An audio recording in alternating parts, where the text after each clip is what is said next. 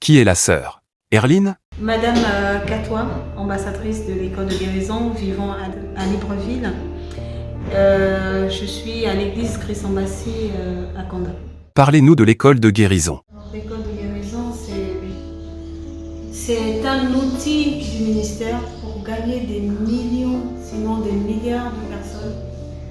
Et depuis courant mars, nous avons l'occasion de rencontrer diverses personnes de différents horizons avec différentes pathologies. Mais heureusement, nous avons la grâce d'assister à ce qu'on appelle un miracle. Nous avons vu des miracles de nouveaux reins, nous avons vu un nouveau cœur, nous avons vu des familles se reconstituer, nous avons vu des enfants naître, nous avons vu également des personnes se rapprocher du Seigneur. Nous avons vu la fin de la dépression et tout ce de mars à décembre. Quelle est la vision de l'école de guérison? De belles rencontres, c'est des églises qui naissent, c'est des frères qui annoncent l'évangile, c'est des frères qui, par leur témoignage, également apportent la guérison.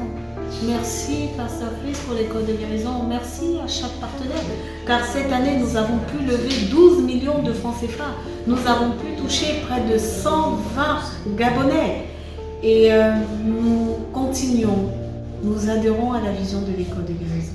Avez-vous des cas des guérisons? On a le cas également de 6 frères qui avaient le VIH-Sida. 4 ont reçu leur guérison. On a l'un qui a reçu sa guérison lors de la dernière session. C'est le frère Fat qui avait été diagnostiqué malade du cancer du foie. Et lorsque l'homme de Dieu a prié pour les personnes qui sont à la maison, il s'est mis à vomir. Et le lendemain, à l'hôpital de Nkembo, on a déclaré qu'il n'y a plus de traces de cancer. Et aujourd'hui, ce frère, en plus d'être guéri du cancer, est guéri de la tuberculose au stade terminal. C'est quelque chose qui transforme notre vie, c'est quelque chose qui nous transforme de l'intérieur, qui nous pousse à nous attacher au Seigneur, qui développe notre capacité à pouvoir méditer, mais également celle d'évangéliser.